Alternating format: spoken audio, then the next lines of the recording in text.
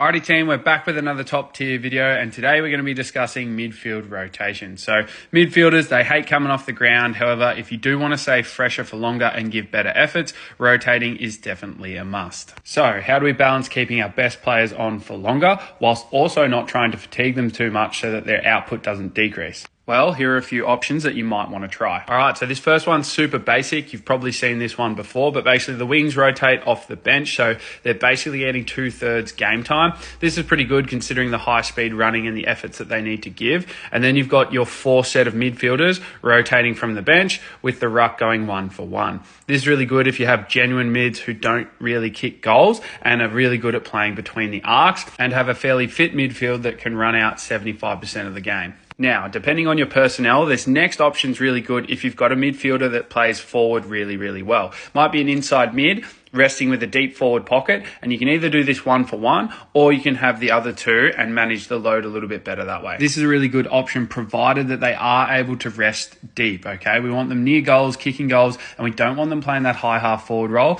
because they're likely just going to get gassed and then their inside work is going to diminish because of that. Continually, you don't want a forward that's just going to come in and do what they want in the midfield. They've got to play defensive and cover that inside mid while they are resting. Now, this next rotation is great if you've got a dominant ruck and that you have a forward that's able to pinch hit out when need be.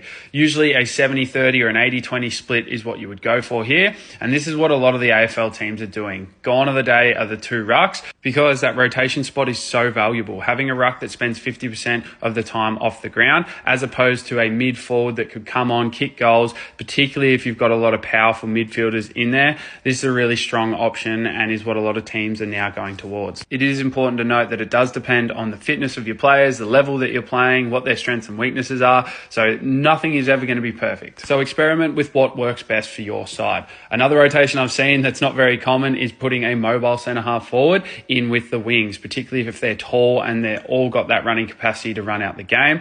This frees up another bench spot so that ruck can come back, and then happy days. You've got those rucks going 1-for-1 again, which then also allows your centre half forward and your wings to work together to slide behind the ball and cover each other as needed. Now this last one, it's also another common one, particularly if you've got inside mids that blow up, they're a little bit older, you need to look after them, and it's a 1-for-1. So you'll have your 3 outside mids, you'll have that inside mid, and then we're back to the wing, ruck. So there you have it, guys. Hope you've enjoyed it, and if you've got this far, make sure you follow and like for some more top tier tips and tricks.